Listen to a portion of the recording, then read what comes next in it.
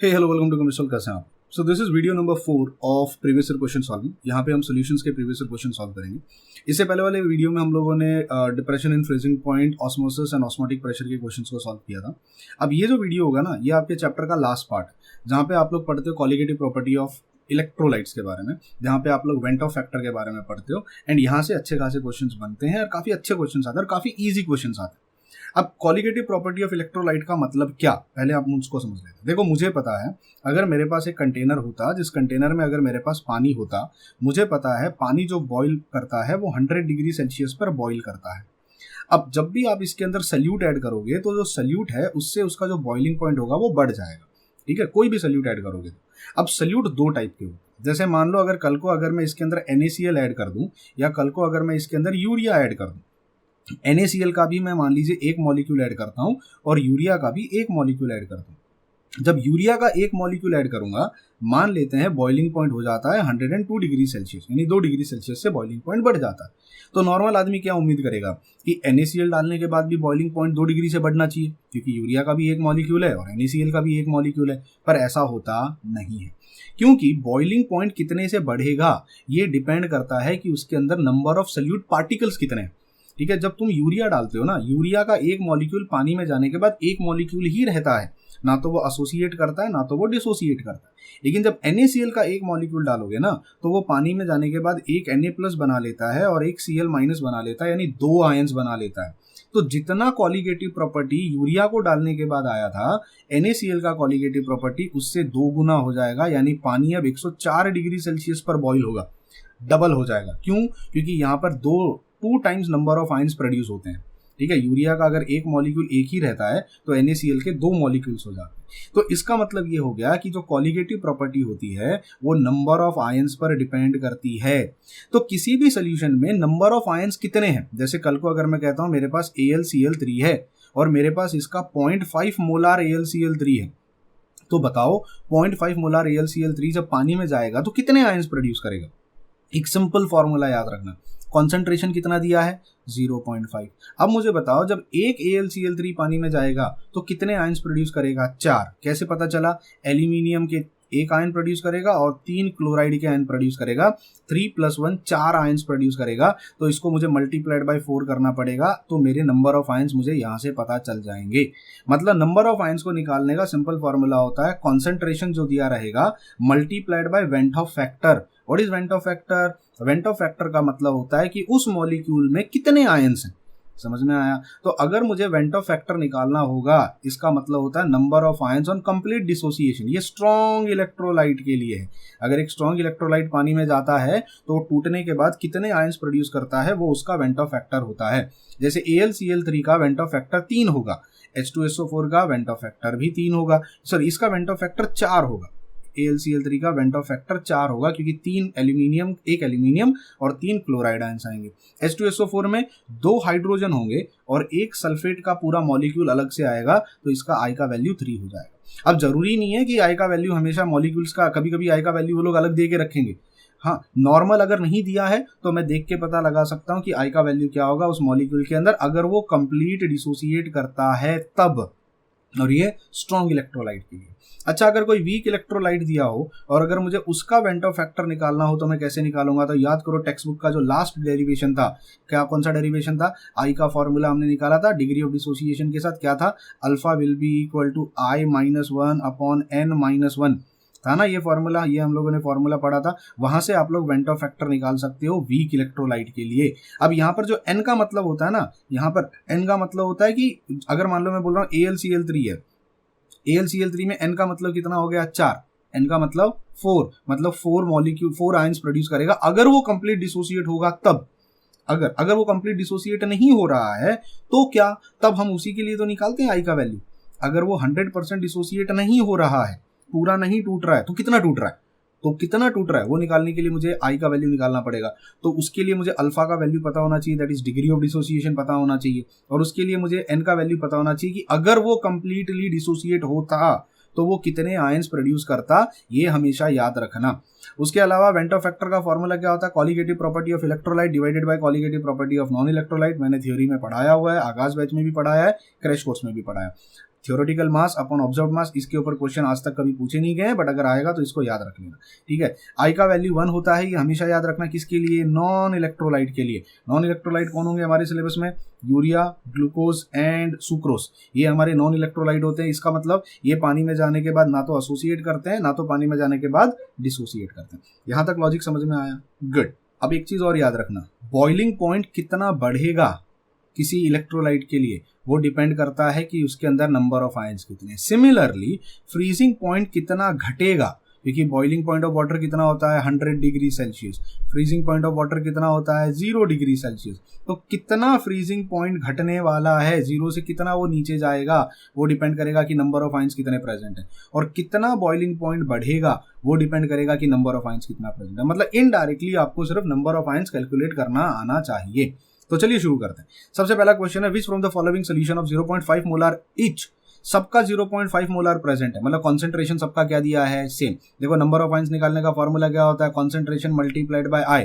अब सबका concentration same दिया है, तो which of the following solution of 0.5 molar each on complete dissociation exhibit highest colligative property, यानी ऑस्मोटिक प्रेशर। तो भाई ऑस्मोटिक प्रेशर कॉलिगेटिव प्रॉपर्टी है, तो किसका ऑस्मोटिक प्रेशर ज्यादा होगा, जिसका नंबर ऑफ आयंस ज्यादा होगा। कौन नंबर ऑफ आयंस ज्यादा प्रोड्यूस करता है, क्योंकि कॉन्सेंट्रेशन तो सेम दिया है सबका, तो नंबर ऑफ आयंस देखो किसमें ज्यादा है। तो लिथियम सल्फेट जब टूटेगा तो कितने आयंस प्रोड्यूस करेगा, तो 2 लिथियम का और 1 सल्फेट का, मतलब इसके अंदर 3 आयंस प्रोड्यूस होंगे। KCl जब टूटेगा तो कितने आयंस प्रोड्यूस करेगा, 1 पोटेशियम 1 क्लोरीन, मतलब 2 प्रोड्यूस होंगे। एल्यूमिनियम सल्फेट Al2 सल्फेट 3 बार, मतलब 3 सल्फेट और 2 एल्यूमिनियम, मतलब इसके अंदर 5 आयंस आएंगे। और मैग्नीशियम सल्फेट 1 मैग्नीशियम और 1 सल्फेट टूटेगा, मतलब इसके अंदर कितने आएंगे, 2 आएंगे। अब देखो बहुत लोग ऐसे सोचेंगे कि MgSO4 है ना सर, तो मैग्नीशियम अलग हो जाएगा, सल्फर अलग हो जाएगा, 4 नहीं, ऐसे नहीं होता। मैग्नीशियम सल्फेट जब पानी में टूटेगा तो वो बनाएगा मैग्नीशियम +2 और वो बनाएगा सल्फेट का -2, मतलब कितने आयंस आए हैं, 2 ही आयंस आए हैं।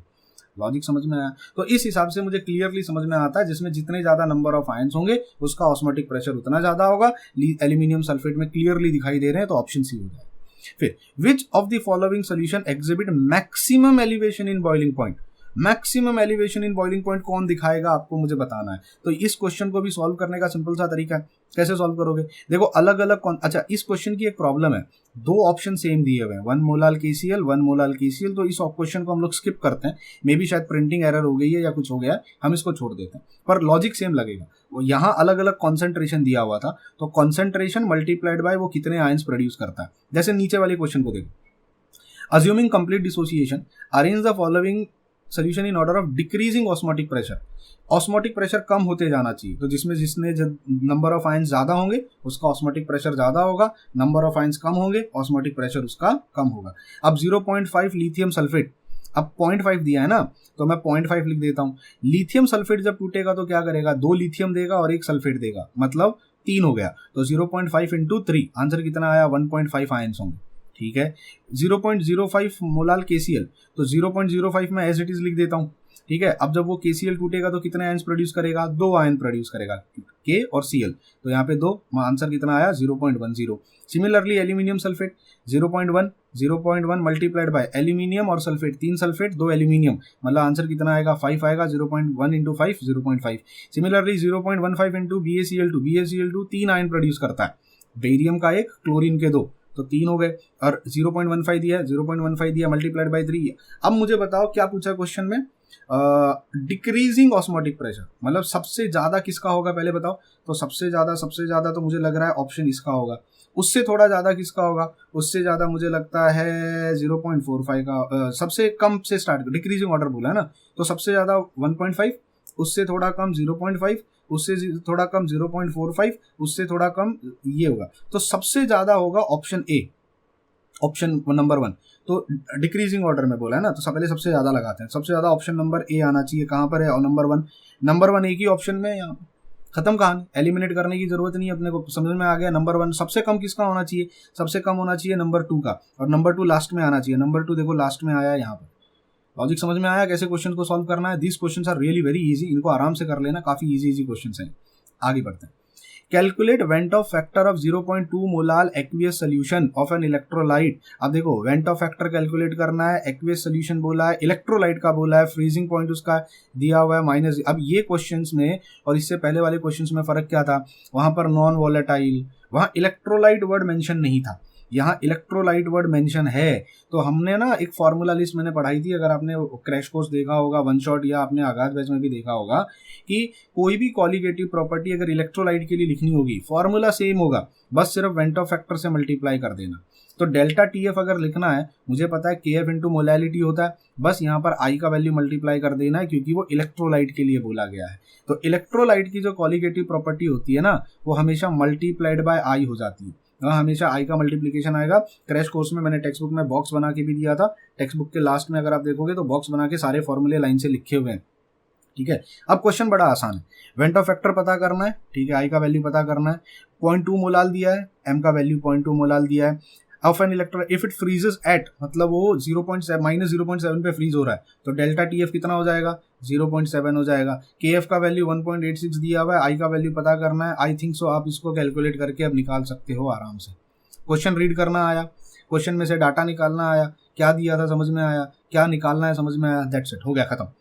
Question number 33, which of the following solution on complete dissociation exhibit maximum elevation in boiling point. Same maximum elevation पूछा है ना, तो 0.1 KCl मतलब 0.1 इंटू 2, 0.1 इंटू 2 0.2, 0.05 NaCl तो 0.05 into 2, 0.05 into 2 is 0.10, 0.1 molal BaCl2 0.1 into 3, क्योंकि 3 आयंस वहां पे आएंगे, बेरियम और 2 क्लोरीन, ठीक है। तो यहाँ पर कितना आएगा 0.1 into 3 that is 0.3। Magnesium sulphate में 2 आएंगे, मैग्नीशियम और सल्फेट, तो 0.1 इंटू 2। अब दे बताओ, ये मेरे पास नंबर ऑफ आयंस हो गए, कॉन्सेंट्रेशन का मतलब नंबर ऑफ आयंस का ऐसे निकालते हैं, कॉन्सेंट्रेशन इंटू आई का वैल्यू, ठीक है। अब बताओ कि मैक्सिमम क्या पूछा है, मैक्सिमम एलिवेशन कौन देगा, जिसमें नंबर ऑफ आयंस ज्यादा है, किसमें नंबर ऑफ आयंस ज्यादा है, आई थिंक सो ये वाले में नंबर ऑफ आयंस ज्यादा है, ऑप्शन 3 मेरा right answer.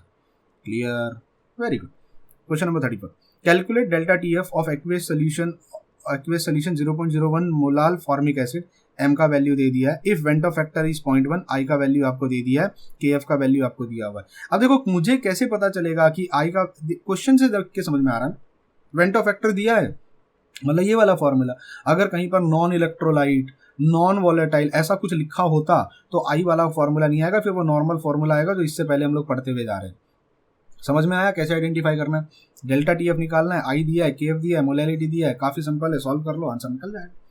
Last, assuming complete ionisation, ठीक है, arrange the following solution in order of increasing osmotic pressure, same जो थोड़ी देर पहले किया था, इंक्रीज या डिक्रीजिंग ऑस्मोटिक प्रेशर बोला था, यहाँ इंक्रीज, और देखो सेम दिया हुआ है 0.5 KCl 0.5 KCl, ठीक है, KCl पर यहाँ कॉन्सेंट्रेशन इन्होंने चेंज कर दिया है, क्वेश्चन सेम है। मुझे करना क्या है, सबसे पहले नंबर ऑफ आयंस पता करो किसके कितने हैं, तो 0.5 into 3, 0.5 into 3 1.5, 0.5 into 2 that is 1, 0.5 into 5 that is 2.5, 0.1 into 3, समझा मैं कैसे निकाल रहा हूँ, 0.1 कॉन्सेंट्रेशन है, इसका आई का वैल्यू 3 है बिकॉज 2 क्लोरीन 1 बेरियम, तो 0.1 इंटू 3 0.3। अब क्वेश्चन पे आता है, इंक्रीजिंग ऑस्मोटिक प्रेशर किसका होगा, इंक्रीजिंग मैंने सबसे कम और फिर धीरे धीरे सबसे ज्यादा किसका होगा बताओ, तो मुझे क्लियर दिखाई दे रहा है सबसे ज्यादा ऑप्शन नंबर 3 का होना चाहिए, ऑप्शन नंबर 3 मतलब ऑप्शन सी होना चाहिए, तो सबसे लास्ट में सी आना चाहिए, सबसे लास्ट में सी एक ही ऑप्शन में दिया हुआ है, वो है ऑप्शन ए। समझा कितना आसान है, बस आपको नंबर ऑफ आयंस निकालना आना चाहिए इस पूरे चैप्टर में, इस इन टाइप के क्वेश्चंस में। अगला, identify the correct statement from the properties, the osmosis is a qualitative property, wrong, osmotic pressure is a qualitative property, wrong, then the vapor pressure of solution containing non volatile solute is lower than that of vapor, ये तो हमने पढ़ा था, vapour pressure of solution जो होता है वो हमेशा कम होता है वेपर प्रेशर ऑफ सॉल्वेंट से, सॉल्वेंट का वेपर प्रेशर हमेशा ज्यादा होता है और सोल्यूशन का वेपर प्रेशर हमेशा कम होता है, आई थिंक सो ये स्टेटमेंट सही है, this is right of statement. The osmotic pressure of 0.1 molar NaCl is lower then 0.1 molar sucrose, गलत, देखो कॉन्सेंट्रेशन सेम है, तो NaCl में 2 आयंस बनते हैं, सुक्रोज में आयंस बनते नहीं है, तो ऑब्वियसली बात है NaCl का ऑस्मोटिक प्रेशर ज्यादा होगा क्योंकि उसमें नंबर ऑफ आयंस ज्यादा बनेंगे, 2 आयंस बनेंगे, सुक्रोज में नंबर ऑफ आयंस बनते नहीं है, तो कॉन्सेंट्रेशन सेम दिया है, बस फर्क सिर्फ क्या है, इसमें 2 आयंस बनेंगे, तो ये वाला स्टेटमेंट भी गलत है। Osmotic pressure of 0.1 molar is lower, नहीं, NaCl का ज्यादा होगा क्योंकि वो एक इलेक्ट्रोलाइट है, समझ में आया। Then the boiling point of solution containing non volatile solute is lower than नहीं, बॉइलिंग पॉइंट तो बढ़ जाता है ना प्योर सॉल्वेंट से। पानी 100 पे बॉईल होता है, उसमें कोई सल्यूट ऐड कर दो तो 100 से ज़्यादा पे बॉईल होगा, तो ये स्टेटमेंट भी गलत है। Option B is the right option. समझ में आया? Then calculate van't Hoff factor of 0.15 molal. Actually यहाँ ना मोलैरिटी दे दी थी, मोलैरिटी नहीं आएगी, मोलाल आएगा, वो प्रिंटिंग एरर है। Of an electrolyte if it freezes as -0.5 kelvin. अब वेंट ऑफ फैक्टर निकालना है, आई का वैल्यू निकालना है, मोलैरिटी दे दी है, के एफ का वैल्यू ब्रैकेट में दिया हुआ है, के एफ का वैल्यू दिया है, और डेल्टा टी एफ का वैल्यू, क्योंकि वो बोल रहा है कि -0.5 पे केल्विन पे वो फ्रीज होता है, मतलब डेल्टा टी एफ का वैल्यू दे दिया। डेल्टा टी एफ 0.5, आई का वैल्यू पता करना है, बाकी के दो वैल्यूज दिए हुए हैं, कैलकुलेट कर लेना, आसान है। नेक्स्ट, व्हाट इज दी, हाँ अब ये क्वेश्चन बड़े प्यारे क्वेश्चन, ध्यान से सुनो। What is the expected value of delta T F of for 0.2 molal aqueous calcium chloride solution. आपके पास कैल्शियम क्लोराइड का सोल्यूशन है, 0.2 मोलाल है, ठीक है। If delta T F for 0.2 molal, मतलब सुक्रोज का सोल्यूशन दिया है, वो भी 0.2 मोलाल है, कैल्शियम क्लोराइड भी 0.2 मोलाल है, मतलब कॉन्सेंट्रेशन का झमेला खत्म हो गया, ठीक है। अगर delta T F for 0.2 molar sucrose solution is x, delta T F for sucrose solution F x है, तो सुक्रोज का कोई सोल्यूशन है, उसका elevation in boiling point x है, मतलब एक्स केल्विन से बॉइलिंग पॉइंट बढ़ जाएगा, तो कैल्शियम क्लोराइड का कितने से बढ़ेगा? तो ऑब्वियसली बात है 3x से बढ़ेगा। कैसे समझ में आया? क्योंकि भाई मुझे पता है अगर मेरे पास सुक्रोज होगा तो ना तो वो डिसोसिएट करेगा ना तो वो एसोसिएट करेगा, उसका एक मॉलिक्यूल ही रहेगा। और अगर मेरे पास कैल्शियम क्लोराइड होता, अगर इसका एक मॉलिक्यूल होगा तो ये कितने आयंस प्रोड्यूस करेगा? ये 3 आयंस प्रोड्यूस करेगा। तो अगर सुक्रोज की वजह से बॉइलिंग पॉइंट x से बढ़ता है तो कैल्शियम क्लोराइड से 3x से बढ़ेगा, 3 गुना ज्यादा हो जाएगा। क्यों? क्योंकि इसके अंदर 3 आयंस प्रोड्यूस होते हैं, 3 ज्यादा, इसके अंदर एक ही मॉलिक्यूल रहेगा, ये 3 आयंस में टूट जाएगा, क्योंकि कैल्शियम क्लोराइड पानी में जाने के बाद टूट जाता है। सुक्रोज, ग्लूकोज, यूरिया टूटते नहीं है। तो सिंपल सा फंडा है। Colligative property of calcium chloride कितना हो जाएगा? 3 times colligative property of sucrose, क्योंकि कॉन्सेंट्रेशन सेम दिया है ना, सेम कॉन्सेंट्रेशन के सोल्यूशंस है हमारे पास। लॉजिक समझ में आया? तो आंसर क्या आएगा? 3x आएगा। Clear? Calculate molality of KBr solution. देखो केबीआर एक इलेक्ट्रोलाइट है, इफ इट्स फ्रीजेस एट -2.95। अब देखो यहाँ मुझे कैसे पता चलेगा वेंट ऑफ फैक्टर वाला फॉर्मूला लगाना है कि नहीं? मैं डायरेक्ट ये वाला फॉर्मूला भी तो लगा सकता था, delta T F will be equal to K F into molality, है ना? क्योंकि देखो मेरे पास फ्रीजिंग पॉइंट का डिप्रेशन दिया हुआ है, तो इसका वैल्यू तो आ जाएगा -2.95, और के एफ का वैल्यू दिया है 1.87, 1.86 हो जाएगा, और मोलैलिटी पूछा है। मुझे कैसे पता चलेगा कि आई वाला फॉर्मूला लगाना है कि नहीं? क्वेश्चन को देखो, यहाँ पर ना केबीआर लिखा है, केबीआर एक इलेक्ट्रोलाइट है। इससे पहले वाले जब हम क्वेश्चन कर रहे थे कहीं पर भी केबीआर इलेक्ट्रोलाइट ऐसा कुछ बोला था क्या? नहीं, इसमें बोला है, इसका मतलब मुझे यहाँ पर आई लगाना पड़ेगा। अब दूसरा सवाल, मैं आई ढूंढूंगा कैसे? मुझे पता है केबीआर अगर पानी में जाएगा तो टूटेगा तो कितने आयंस प्रोड्यूस करेगा? 2 आयंस प्रोड्यूस करेगा, 2 के प्लस बी आर माइनस, तो आई का वैल्यू 2 हो जाएगा, के एफ का वैल्यू दिया हुआ है, डेल्टा टी एफ दिया हुआ है, मोलैलिटी आपसे पूछा है। आई थिंक सो काफी सिंपल सवाल है, कर सकते हैं इसको बैठ के। ठीक है, आगे बढ़ते हैं। अगला क्वेश्चन है, what is the expected delta T F? फिर से same type of question. For 1 molar NaCl 1 molar दिया है, if 1 molar glucose solution has delta T F value x। Glucose का अगर x वैल्यू है, elevation in depression in freezing point अगर x से करता है, फ्रीजिंग पॉइंट x से कम कर रहा है, तो NaCl कितने से करेगा? 2 टाइम्स ज्यादा करेगा, 2 टाइम्स ज्यादा करेगा। क्यों? क्योंकि NaCl का आई का वैल्यू 2 होता है, तो NaCl पानी में जाके 2 आयंस प्रोड्यूस करेगा, ग्लूकोज नहीं करेगा। तो जितना भी ये कॉलिगेटिव प्रॉपर्टी प्रोड्यूस करेगा उससे 2 गुना ज्यादा ये करेगा। तो भाई सीधी सी बात है, डेल्टा टीएफ कितना होगा? NaCl का 2 गुना होगा। किससे? ग्लूकोज से। ग्लूकोज का वैल्यू कितना दिया है? x दिया है, तो इसका कितना होगा? 2x होगा। सवाल सॉल्व। कितने सिंपल क्वेश्चंस हैं, मतलब आपको अगर लॉजिक आता है, आपने अगर कॉन्सेप्ट ढंग से पढ़ा है, आपने थ्योरी को अच्छे से पढ़ा है, अगर मेरे आगाज बैच के सारे लेक्चर्स को प्रॉपर फॉलो किया है, इन क्वेश्चन को सॉल्व करना कोई बहुत बड़ी बात नहीं है। ठीक है, आगे आता है। Calculate osmotic pressure of 0.15 molar. Osmotic pressure का formula pi will be equal to CRT। अब आई लगाना है कि नहीं लगाना है, मुझे कैसे समझ में आया? देखो इलेक्ट्रोलाइट बोला है तो आई लगाना पड़ेगा। Calculate the osmotic pressure of 0.15 molar, concentration दे दिया है, of an electrolyte at 300 kelvin, temperature दे दिया है। If van't Hoff factor is 1.8, van't Hoff factor दे दिया। आर का वैल्यू नहीं दिया है यहाँ पे, इससे पहले वाले क्वेश्चन में आर का वैल्यू था, अगर लास्ट वीडियो देखा होगा तो मुझे पता है आर का वैल्यू क्या है, 0.082। समझ में आया? मैं 0.082 का वैल्यू सब्स्टिट्यूट करूंगा, सारी वैल्यूज मुझे दे दी गई हैं, सब्स्टिट्यूट करके सॉल्व करो, आंसर मिल जाएगा। आई का वेंट ऑफ फैक्टर 1.8 उन्होंने बोला है, क्लियर है? अच्छा, अब आर का वैल्यू डालना है कि नहीं डालना है मुझे कैसे पता चलेगा? देखो ऑप्शंस को भी चेक करो, ऑप्शंस में ना आर नहीं दिया है, आर का वैल्यू सब्स्टिट्यूट आर के टर्म्स में दिया है, मतलब इस वाली चीज को अब आर का आर ही रखो, वैल्यू डालने की जरूरत नहीं है। इन केस अगर ऑप्शंस में आर नहीं दिख रहा होता, मुझे आर नहीं दिख रहा होता, तो फिर मैं आर का वैल्यू 0.082 लेके चलता, क्योंकि यहाँ मुझे दिख रहा है आर का वैल्यू डाला हुआ है, मतलब इन्होंने क्वेश्चन सॉल्व करते समय आर की वैल्यू को सब्स्टिट्यूट नहीं किया है, आर को आर ही रहने दिया। सॉल्व कर लोगे, ऑसम। आगे बढ़ते, calculate the percent dissociation, wow a beautiful question. Calculate the percent dissociation, मतलब परसेंट अल्फा पूछा है। अब एक मिनट, अल्फा पूछा है मतलब ये वाला फॉर्मूला दिमाग में आ जाना चाहिए, alpha will be equal to i-1 upon n-1, ठीक है। Calculate percent dissociation of 0.2 molal solution if it's freezing point depression is this much, ठीक है। पर मेरे अल्फा निकालने के लिए तो मुझे मोलैलिटी की जरूरत नहीं है, मुझे अल्फा निकालने के लिए फ्रीजिंग पॉइंट की जरूरत नहीं है, मुझे तो आई का वैल्यू चाहिए और एन का वैल्यू चाहिए, है ना, अगर मुझे अल्फा निकालना है तो फिर ये सब क्यों दे के रखा हुआ है? हाँ, तो क्वेश्चन को देखो, ऑप्शन को रीड करो, ना आई दिया है ना एन दिया है। एन दिया है क्या? के एफ का वैल्यू दिया है, एन का वैल्यू 2 दिया है, चलो ठीक है, एन का वैल्यू 2 दिया, मैंने एन का वैल्यू 2 सब्स्टिट्यूट कर दिया, ये 1 हो गया। बस कोई मुझे आई का वैल्यू बता दे, आई का वैल्यू मिलते ही मैं अल्फा का वैल्यू निकाल लूंगा। अब आई का वैल्यू कैसे मिलेगा? तो दिमाग लगाओ ना, ये सब freezing point, depression, K F क्यों दिया है? तो मुझे पता है formula delta T F will be I into K F into molality. Delta T F कितना बोला? If it's freezing point depression is 0.046, तो डेल्टा टी एफ का वैल्यू 0.046 दिया है, के एफ का वैल्यू 1.86 दिया है, मोलैलिटी 0.02 दे दी है। तो यहाँ से मुझे क्या मिलेगा? यहाँ से मुझे मिलेगा आई का वैल्यू। जब इसको रीअरेंज करके सॉल्व करोगे तो आई का वैल्यू मिल के आता है 1.23, आई का वैल्यू निकल के आता है। ये आई का वैल्यू यहाँ पर सब्स्टिट्यूट करो। देखो मैंने कैसे किया, मैंने जो पहले दिया हुआ था उसको नहीं देखा, क्या पूछा है मुझसे, पूछा था परसेंट डिसोसिएशन अल्फा।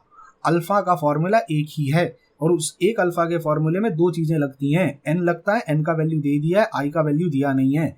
आई का वैल्यू ढूंढने के लिए फिर मैंने जो गिवन कंडीशन दी थी उसको देखा, उससे मुझे समझ में आया आई का वैल्यू यहाँ से मिल सकता है, क्योंकि टाइम पास करने के लिए तो नहीं दी होगी। आई का वैल्यू मिल गया, यहाँ सब्स्टिट्यूट किया, 1.23 माइनस 1 2 पॉइंट, तो आंसर निकल गया अल्फा इज 0.23। पर उन्होंने अल्फा नहीं पूछा है, परसेंट डिसोसिएशन पूछा है, alpha percent alpha. Percent alpha कैसे निकालोगे? मल्टीप्लाई बाय 100, तो 0.23 को 100 से मल्टीप्लाई कर दो। ये फॉर्मूला याद रखना, आयनिक इक्विलिब्रियम में काम आएगा ये। परसेंट अल्फा कैसे निकालते हैं? अल्फा इंटू 100, तो 0.23 इंटू 100 23, आंसर निकल गया। अब बोलोगे सर 23.6 आया है, अरे ठीक है ना भाई, मैंने कैलकुलेशन राउंड ऑफ करके निकाला है, अब क्यों जरूरत है क्या? 4 अलग अलग नंबर दिख रहे हैं ना, तो 0.6 से कौन सी तुम्हारे आंसर में आफत आ जाएगी? आंसर 23% आएगा। कैलकुलेट किया, आसान है। अब देखो, which of the following solution exhibit highest freezing point depression, सबसे ज्यादा फ्रीजिंग पॉइंट का डिप्रेशन कौन प्रोड्यूस करेगा? सिंपल, जिसमें ज्यादा नंबर ऑफ आयंस होंगे। कैसे निकालते हैं नंबर ऑफ आयंस? अब तक तो आप प्रो हो गए इसमें, कैसे निकालोगे?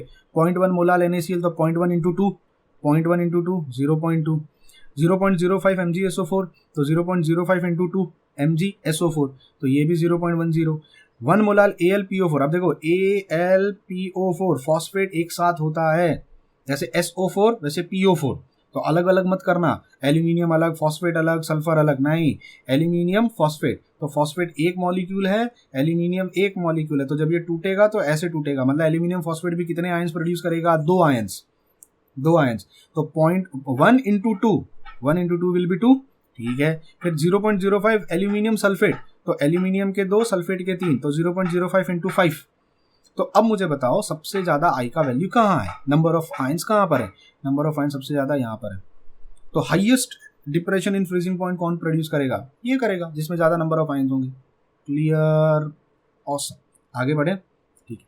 अगला क्वेश्चन है, find the expected value of delta TB for 1 molal AlCl3। AlCl3 दिया है, 1 मोलाल दिया। Solution in water if the solution of non electrolyte of same concentration, अगर एक नॉन इलेक्ट्रोलाइट होता, अब इनडायरेक्टली उन्होंने यूरिया, शुगर, ग्लूकोज कुछ नहीं बोला, डायरेक्ट बोल दिया नॉन इलेक्ट्रोलाइट, ठीक है, इनडायरेक्टली मतलब वही कह रहे हैं।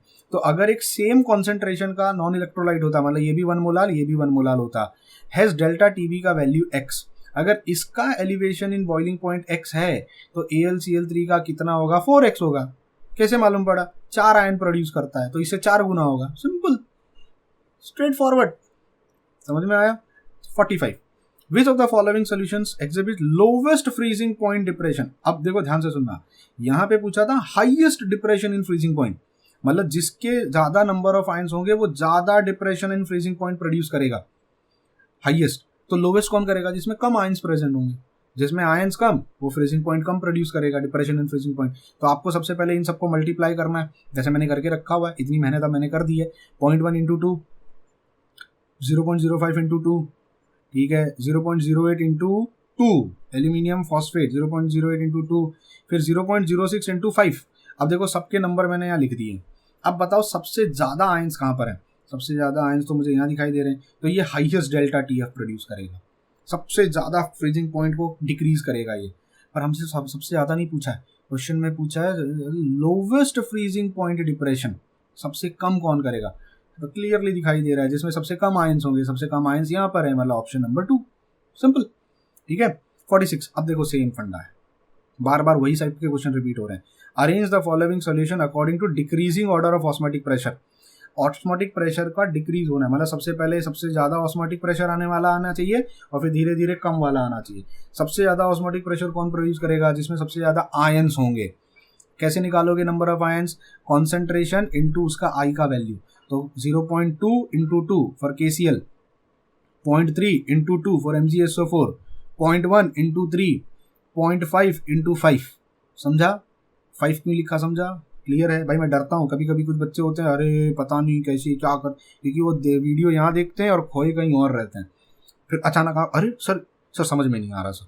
आप जरा फोकस करके सुनोगे तो चीज़ें बहुत आसान है, ठीक है। अब मुझे बताओ सबसे ज़्यादा आयंस कहाँ प्रोड्यूस हुए? तो सबसे ज़्यादा आयंस तो यहाँ प्रोड्यूस हुए, तो सबसे ज़्यादा ऑस्मोटिक प्रेशर इसका होगा। और डिक्रीजिंग ऑर्डर पूछा है तो सबसे पहले ये आना चाहिए, तो सबसे पहले 4 आना चाहिए, सबसे पहले 4 आना चाहिए, एक ही ऑप्शन में दिया, समझा? डिक्रीजिंग ऑर्डर मतलब हाईएस्ट और फिर लोवेस्ट। तो सबसे ज़्यादा ऑस्मोटिक प्रेशर, सबसे कम ऑस्मोटिक प्रेशर, तो सबसे ज़्यादा कौन करेगा? ये करेगा। सबसे कम कौन करेगा? सबसे कम ये वाला करेगा। तो लास्ट में 3 आना चाहिए, देखो लास्ट में 3 आया है, समझा? क्लियर? चलो आगे बढ़ते हैं। Which from the following solution exhibit minimum boiling point elevation, मतलब मिनिमम बॉइलिंग पॉइंट, तो जिसमें नंबर ऑफ आयंस कम होंगे वो सबसे कम बॉइलिंग पॉइंट प्रोड्यूस करेगा, ठीक है। मिनिमम बॉइलिंग पॉइंट एलिवेशन सबसे कम करेगा, जिसमें आयंस ज्यादा होंगे उसका बॉइलिंग पॉइंट सबसे ज्यादा होगा। हाँ, तो क्या करना है? सेम क्वेश्चन है, सेम टाइप के क्वेश्चन रिपीट होंगे, अब देख लेना।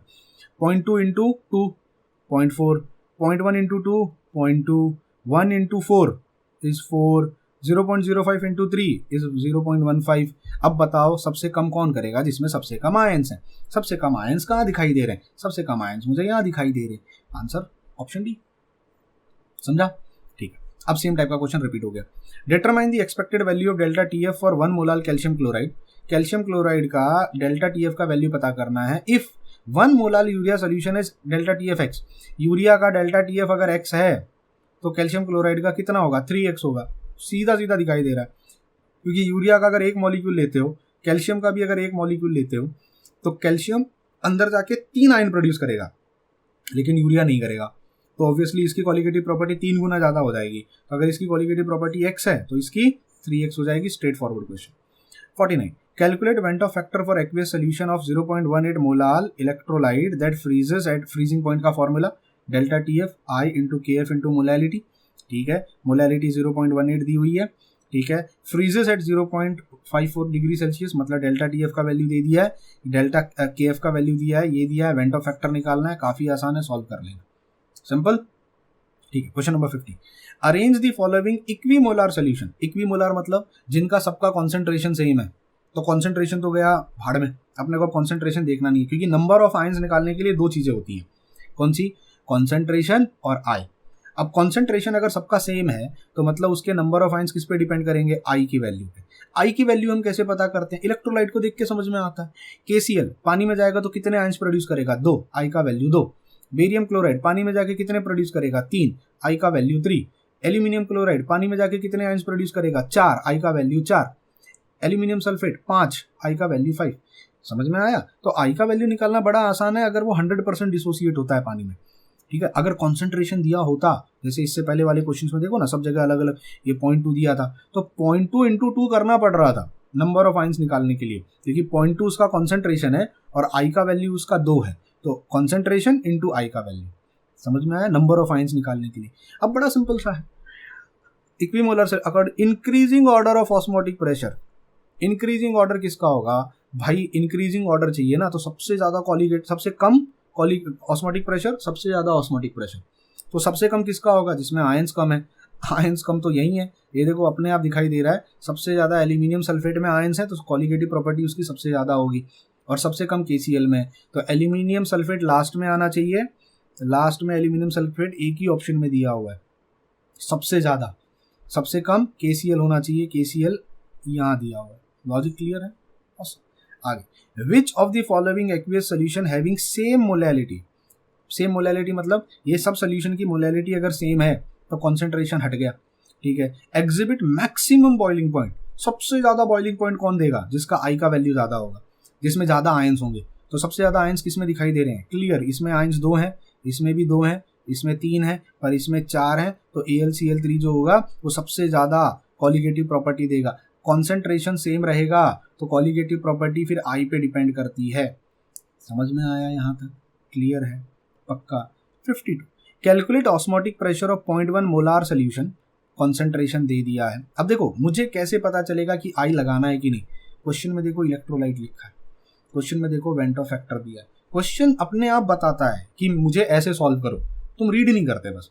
तो calculate osmotic pressure of 0.1 molar aqueous solution, concentration दे दिया है, of an electrolyte at 300 kelvin, T का वैल्यू दे दिया है, if van't Hoff factor is 1.125, van't Hoff factor दे दिया है, R का वैल्यू इस बार दिया है तो R का वैल्यू डालना पड़ेगा। पिछले कुछ क्वेश्चन में अगर आपने देखा होगा, एक क्वेश्चन में R का वैल्यू नहीं दिया था तो डालना भी नहीं था, वो R के टर्म्स में ही था। सॉल्व कर लोगे मल्टीप्लाई करके। देखो, the osmotic pressure of equimolar concentration, मतलब सेम कॉन्सेंट्रेशन होना चाहिए, of calcium chloride and urea, एक तरफ कैल्शियम क्लोराइड है एक तरफ यूरिया है, तो कैल्शियम क्लोराइड और यूरिया, इनका ऑस्मोटिक प्रेशर बोला है। कैल्शियम क्लोराइड का ऑस्मोटिक प्रेशर 0.6 दिया है, तो मैंने पाई का वैल्यू 0.6 लिख दिया। ऑस्मोटिक प्रेशर यूरिया का 0.25 दिया है, जिसको मैंने 0.25 लिख दिया। वेंटो फैक्टर कैलकुलेट करने बताना है, वेंटो फैक्टर बताओ कितना होगा। अब देखो यार, वैसे तो कैल्शियम क्लोराइड का वेंटो फैक्टर 3 होना चाहिए, 3 गुना होना चाहिए, है ना, होना चाहिए, क्योंकि मुझे क्लियरली दिखाई देता है अगर यूरिया का एक मॉलिक्यूल लेता हूँ और क्लोराइड का अगर एक मॉलिक्यूल लेता हूँ, कैल्शियम क्लोराइड का, तो इसमें 3 आयंस प्रोड्यूस होते हैं और इसमें एक ही आयन, एक मॉलिक्यूल रहेगा, तो 3 गुना ज़्यादा होना चाहिए। पर मैंने आपसे कहा था ना, जरूरी है क्या कि हमेशा वो 100% डिसोसिएट करेगा, बोला है क्या यहाँ पे 100% डिसोसिएट करेगा। देखो यहाँ पर अज्यूम कंप्लीट डिसोसिएशन, फिर यहाँ पर भी इस क्वेश्चन में बोला है क्या कहीं पे कंप्लीट डिसोसिएशन बोला है ना, यहाँ पर इन्होंने बोला है क्या कैल्शियम क्लोराइड कंप्लीट डिसोसिएट करेगा, नहीं, वेंटो फैक्टर उल्टा निकालने बोला है। तो मुझे पता है ना वेंटो फैक्टर क्या होता है, एक तो डायरेक्ट निकाल सकता हूँ। बताओ इसकी कॉलीगेटिव प्रॉपर्टी और इसकी कॉलीगेटिव प्रॉपर्टी में कितने गुना फर्क है, कितने गुना का फर्क है, तो 0.25 और 0.6 में कितने टाइम्स का डिफरेंस है, तो मुझे समझ में आता है 2.4 का डिफरेंस है। कैसे, अब या फॉर्मूला भी लगा सकते हो चाहिए तो, वैसे अगर डायरेक्ट करना चाहो तो क्लियर दिखाई दे रहा है 0.25 का मतलब होता है 1/4, ठीक है। अब 0.25 को कितने से मल्टीप्लाई करूं कि आंसर 0.6 निकल के आना चाहिए, तो 2.4 से मल्टीप्लाई करके देख लो, आपको आंसर अपने आप पता चल जाएगा, ठीक है। एक तो तरीका यह है डायरेक्ट करने का, जेई वालों को तो मैं ऐसे सिखाता हूँ। अब सीटी वाले बच्चों कैसे करेंगे, अगर मान लो नहीं समझ में आ रहा है तो एक तो डायरेक्ट समझ में आ गया मुझे कि कॉलीगेटिव प्रॉपर्टी इससे और इसमें कितना डिफरेंस है पता कर लो, वो वेंटो फैक्टर हो जाएगा। दूसरा हमको पता था आई का formula, colligative property of electrolyte divided by colligative property of non electrolyte. Electrolyte की कॉलीगेटिव प्रॉपर्टी कितनी दी है 0.6, नॉन इलेक्ट्रोलाइट की कितनी दी है 0.25, दोनों को सॉल्व करो आंसर निकल के आएगा 20। अरे फंडा सेम ही तो है, सेम ही तरीका तो है, फॉर्मूला लगा के कर रहे हो वो भी सेम ही है, डायरेक्ट कर रहे हो वो भी सेम ही है, लॉजिक समझ में आया क्या, तो आंसर 2.4 आएगा, देखिए। Then calculate van't Hoff factor of 0.2 molar aqueous solution, देखो मोलैलिटी दी है, KCl बोला है तो आई आगे लगेगा, फ्रीजेस 0.8 यानी डेल्टा TF का वैल्यू दे दिया है, KF का वैल्यू ब्रैकेट में दिया हुआ है, आई का वैल्यू ढूंढ के निकालना है, क्या चिंदी क्वेश्चन है, कर लो चलो खुद से। ओके, कैलकुलेट ऑस्मोटिक, अब यहाँ ऑस्मोटिक प्रेशर पूछ लिया, of 0.1 molar aqueous solution of an electrolyte बोला है, इलेक्ट्रोलाइट का बोला है, वेंटो फैक्टर का वैल्यू 2.7 दिया है, आई का वैल्यू दिया है, कॉन्सेंट्रेशन 0.1 दिया है, आर का वैल्यू दे दिया है, टेम्परेचर कहीं 300 केल्विन दिया हुआ है, सॉल्व कर लेना निकल जाएगा। 56, कैलकुलेट मोलैलिटी, मोलैलिटी पूछी है of an aqueous solution of an electrolyte, electrolyte बोला है तो आई आएगा, दैट फ्रीजेस एट -0.72 मतलब डेल्टा टी एफ का वैल्यू दे दिया है आपको, मोलैलिटी पूछी है, के एफ का वैल्यू इज 1.86, के एफ दे दिया है, went Hoff factor is 1.3, freezing point of pure water उसकी जरूरत है नहीं अपने को, मुझे पता है प्योर वाटर एक्वियस सोल्यूशन बोला मतलब पानी होगा, पानी तो 0 पे फ्रीज होता है और सोल्यूशन -0.72 पे फ्रीज हो रहा है, मतलब डेल्टा टी एफ कितना हो गया 0.72, वो तो मैं डायरेक्ट निकाल लेता हूँ। तो यहाँ से मोलैलिटी निकाल लोगे, क्वाइट सिंपल, कर लोगे, ठीक है। अब 57, 58, 59 और 60 मैं चाहता हूँ ये आप खुद से ट्राई करो, क्योंकि देखो 57 वाले में वही सेम है, exhibit highest value of osmotic pressure, ये तो देख के मैं बता सकता हूँ क्योंकि इन्होंने कहीं पर आई का कॉन्सेंट्रेशन दिया नहीं, तो जिसमें नंबर ऑफ आयन ज़्यादा उसका ऑस्मोटिक प्रेशर ज़्यादा, क्लियरली दिखाई दे रहा है Al2SO4 होगा।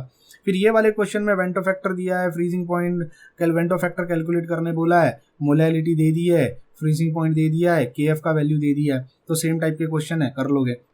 ये वाले क्वेश्चन में परसेंट डिग्री ऑफ डिसोसिएशन याद करो, इससे पहले कर रहे थे अल्फा, पहले अल्फा निकालोगे फिर परसेंट अल्फा निकालोगे, अल्फा के लिए एन और आई चाहिए, एन का वैल्यू 2 दिया है, एन का वैल्यू 2 दिया है, आई का वैल्यू निकालना है, आई का वैल्यू निकालने के लिए डेल्टा टी एफ की कंडीशन दे रखी है, यहाँ से निकालोगे, कर लोगे खुद से। तो ये जरा खुद से ट्राई करो, ये बाकी के क्वेश्चन बचे हुए, अगर तकलीफ होती है I am always available for you people, मुझे बता दो।